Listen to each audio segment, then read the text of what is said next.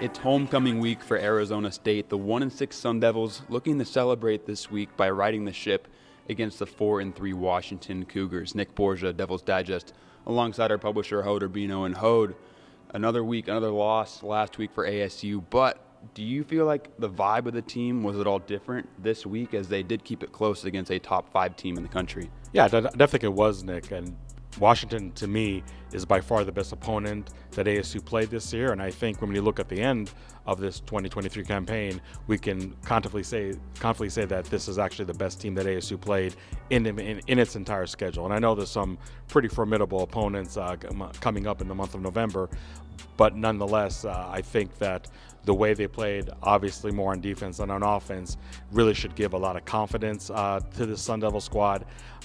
You guys have seen our game previews prior to the Washington contest. I said that this defensive group is absolutely exceptional. Some fans wanted to see the turnovers come. Well, they came in bunches and almost netted an upset win by Arizona State. But I think the defense, not that they played horribly before the Washington contest, but I think their confidence level, their comfort in the system is definitely on a whole different plane right now with how they played in Seattle. Offense is definitely a different matter, and I would say the offense definitely took a step back, even when compared to games against USC, Cal, and Colorado. That the passing game definitely struggled quite a bit against the Huskies, but the running game, with the return of running back DeCarlos Brooks, was a huge addition to the team. The offensive line, just a little healthier than it was a week or two before, definitely helped that aspect. So I think the offense definitely wants to take out that bitter taste that they have after that Washington game, especially when it comes to the passing game.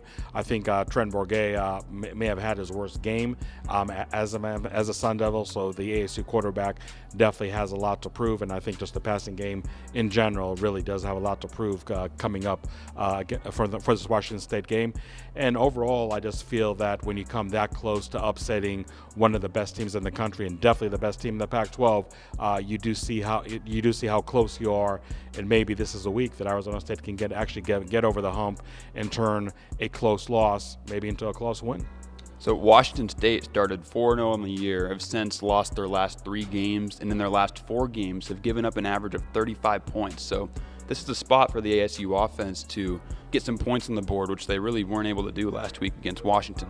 Yeah, and truth be told, when we saw porous defenses like the one for Washington State coming into Tempe, whether it's Fresno State, whether it's USC, whether it's Colorado, the offense did not take full advantage of it. I mean, sure, they put some points on the board, obviously Fresno State being the glaring exception, but not enough to really put a game in the W column for the Sun Devils. So I think when you look at this Washington State defense, unlike the ASU defense, they are not high-stepping into Tempe at all. I mean, sure, they might feel confidence that they're facing a team that only put up 7 points a week ago, but nonetheless, on average, when you're yielding on the ground 161 yards and in the air 275 yards, I think there's definitely some deficiencies that this Arizona State offense has to take advantage of. As I mentioned a second ago, I think the running game is really performing at the level a lot of us expected to be. You're probably going to get 1 or 2 more healthy offensive linemen in the mix. And DeCarlos Brooks, again, his contribution last week cannot be overstated. The fact that he's able to complement Cam Scadaboo, who really is on the snap count, as we've seen the last couple of games, just really being battered with everything that was expected from him and actually asked from him the last few weeks. I think that now you truly have that 1-2 punch, even though their running styles are almost similar to each other. But the passing game has to improve. I think Trent Bourget, again, has a lot to really redeem himself. I'm sure it would also be nice that if a Pac-12 official sees an ASU receiver's jersey being pulled by opposing defensive back, that the flag stays on the ground, does not get picked up, and actually results in a PI So hopefully that's going to happen this week in Tempe if that scenario were to present itself. But I think the tight ends, the wide receivers for Arizona State really also have to do their job too. I know Kenny Dillingham said that this week in practice he was going to put a lot of extra emphasis on those one-on-one matchups that did not go as planned, to say the least, for the Sun Devils in Seattle. We'll see if they can improve that way. Let's not forget, this is a passing game that against Cal and against Colorado did put up over 300 yards. The problem is that the rushing game was really deficient in those games. So maybe, just maybe, this is the week where everything comes together for this ASU offense. Again, when it comes to the aerial attack, they definitely have a lot to prove. All right, well, now when we look at the ASU defense, as we've talked about plenty, coming off a historic performance against a very tough opponent.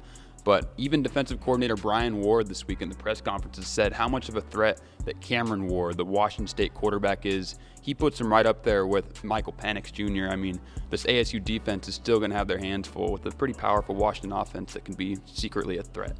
Yeah, absolutely. I mean, you look at the passing numbers for Cam Ward, and they really are maybe somewhat under the radar, really impressive, averaging 316 yards, 70% completion percentage, 15 touchdowns, only 3 interceptions.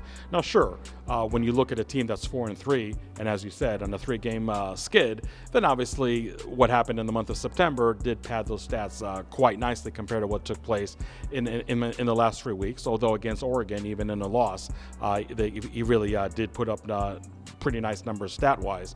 But I think what makes Cam Ward very different from Michael Penix, and Brian Ward said maybe even somewhat different than Caleb Williams, is really being an elite runner. This is a Washington State ground attack that only averages 87 yards, and Cam Ward is pretty much it when it comes to any resemblance of a running game for the Cougars. You know, last week we talked about, okay, maybe the ASU defense needs to fall back and make sure that their coverage lanes are really intact, because Michael Penix is definitely a quarterback that can pick them apart. That didn't happen, and that actually for a very good reason, because Arizona State was able to harass Michael Penix quite a bit. But harassing Cam Ward definitely has to come with a lot more caution, because again, he's somebody that can definitely hurt you with his feet. Even though his stats are pretty pedestrian in terms of 161 yards rushing and only 3 touchdowns in 7 games, nonetheless, I think a lot of it really has to do with the sacks that he is taking. But nonetheless, I think that he's a quarterback that if you keep him contained to the pocket and not let him throw off platform, you really can find some success over there. So I know this Arizona State defense proved that their aggressiveness does work quite well. I just wonder what kind of level of aggressiveness we are going to see against this Washington State offense, which is averaging 275 yards in the air. So again, even with all those struggles, definitely an offense that can put up points. So the momentum that the ASU defense has, obviously Brian Ward, along with linebacker coach A.J. Cooper, were on this Washington State staff just last year. They really know a lot about how that offense is run. Obviously, it goes both ways. So on the one hand, Brian Ward said that he's not really going to deviate that much from what really defines this ASU defense, and that it's really more about what the ASU defense can do rather than what's going to be presented by Washington State. But I got to think there are going to be some wrinkles, not only on the ASU defensive staff, but also on the Washington State offensive staff. But with all the struggles that this Washington State offense has been experiencing in recent weeks, and again, the absolute evident momentum that this ASU defense is coming off, I think that this is one game that the ASU defense maybe not preventing an offensive touchdown like they did last week in Seattle, but I do like the way they're playing right now, and I think they can make life miserable for this Washington State offense. All right, Hode, so it's homecoming week. A lot of ASU alumnus fans will be at Mountain America on Saturday evening for this matchup. Do you think they finally get treated to that first Power 5 victory for ASU this season, this Saturday? Loaded question, Nick. I've been burning weeks prior. I didn't pick ASU to win every game after that Southern Utah season opener, but I did pick some games to end up in the W column. But you know, to your point on the earlier question, yes, I do think there's a different vibe about this team. I mean, sure, you can say another close loss, just like Cal, just like USC, just like Colorado, but I still feel that the offense, now that they got the running game going, and a passing game that did prove that it can put some numbers on the board. I think that offense can come together. And again, the defense, they're confident, but I don't think they're cocky. I think that the level of degree that Brian Ward is familiar with that Washington State offense should play some kind of role. And I think the win does come this week. We'll see if I'm getting burnt or not. I think it's going to be a close win, and I think place kicker Darren Longetto actually might be a huge part of this win. I'm picking a 27-26 victory by Arizona State. I feel that finally this is all coming together for the Sun Devils. And look, not to look ahead to the month of November, there's some very, very challenging contests during that month. So I think Arizona State would be well served if they actually notched the victory this weekend. Alrighty ho, that's definitely the closest prediction that you've made so far this season. So for all the coverage surrounding this contest on Saturday evening, keep it locked in at DevilsDigest.com and drop a follow at Devils Digest on Twitter for all the top live updates. For Nick Borgia, that's Hoder Bino. We thank you so much, and we will see you on Saturday night.